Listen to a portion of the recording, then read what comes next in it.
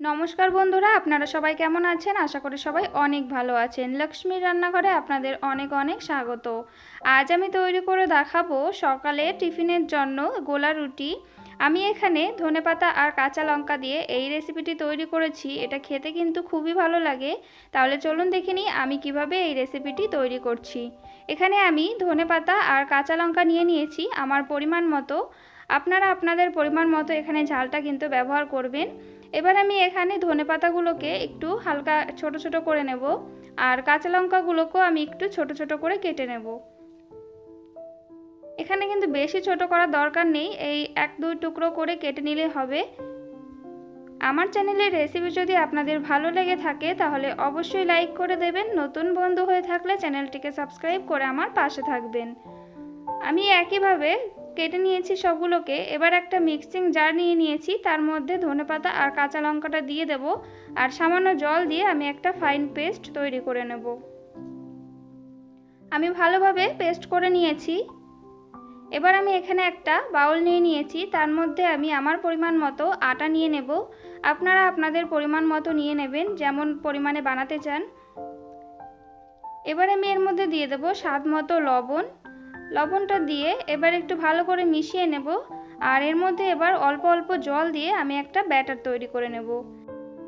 এখানে কিন্তু অল্প অল্প জল দিয়েই ব্যাটারটাকে তৈরি করে নেবেন।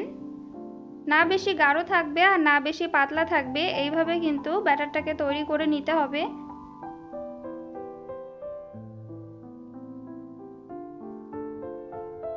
আমি এখানে ব্যাটারটাকে ভালোভাবে তৈরি করে নিয়েছি। দেখুন, ঠিক এরকম গাঢ়ত্বে ব্যাটারটাকে তৈরি করে নিতে হবে। এবার আমি এখান থেকে কিছুটা তুলে আলাদা করে রেখে দেব। এটা আমি আমার মেয়ের জন্য তৈরি করব।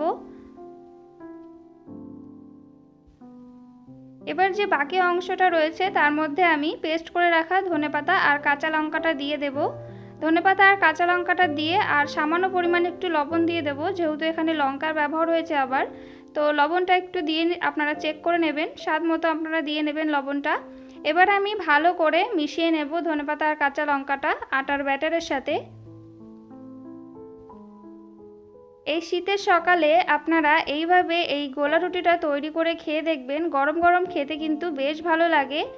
আর এটা একটু পাতলা হয়ে গেছিলো, তার জন্য আমি এর মধ্যে সামান্য পরিমাণে আটা দিয়ে নিলাম। আটাটা দিয়ে আমি আবার ভালো করে ব্যাটারটাকে তৈরি করে নেব।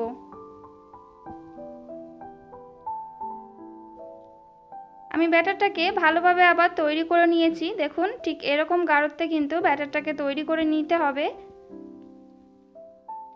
এবার আমি একটা তাওয়া নিয়ে নিয়েছি, তার মধ্যে আমি 1-2 ফোঁটা তেল আমি একটু ব্রাশ করে নেব। এখানে কিন্তু তেলটা বেশি ব্যবহার করবেন না, তাহলে কিন্তু রুটিটা যখন দেবেন তখন কিন্তু ভালোভাবে দেওয়া যাবে না। তেলটা দিয়ে আমি এখানে প্রথমে আমার মেয়ের জন্য এখানে তৈরি করে নিচ্ছি। দেখুন, ঠিক এইভাবে আমি বেশি পাতলা করে দিতে পারি না, তার জন্য আমি এইভাবে দিলাম। আপনারা যদি পাতলা করে দিতে পারেন তাহলে কিন্তু একবারেই হয়ে যাবে, আর সেটা খেতে কিন্তু আরও বেশি ভালো লাগে। এক পাশ হয়ে গেলে আমি অপর পাশটা উল্টে দেব।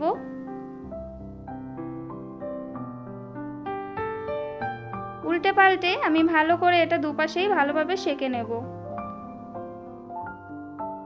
এটা কিন্তু সকালের টিফিনের জন্য একদম হেলদি একটা রেসিপি, একদমই বিনা তেলে, খেতে কিন্তু খুবই ভালো লাগে। আমি একইভাবে ধনেপাতা আর কাঁচা লঙ্কা দিয়ে যেটা তৈরি করেছি সেটাও কিন্তু একইভাবে তৈরি করে নেব। এক পাশ হয়ে গেলে অপর পাশটা উল্টে দেব। এইভাবেই কিন্তু আমি প্রত্যেকটা ভেজে নেব। আর এইভাবে গোলা রুটি বানালে কিন্তু এটা গরম গরম খেতে খুবই ভালো লাগে, আর এটা কিন্তু ঠান্ডা হয়ে যাওয়ার পরেও অনেক সফট থাকে আর খেতে বেশ ভালো লাগে। আমি কিন্তু একইভাবে সবগুলোকে তৈরি করে নেব।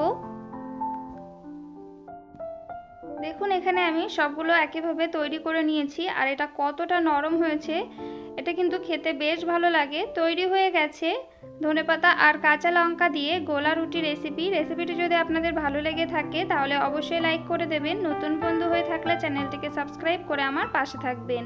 বাড়িতে অবশ্যই একবার এইভাবে তৈরি করে খেয়ে দেখবেন, আশা করি অনেক ভালো লাগবে।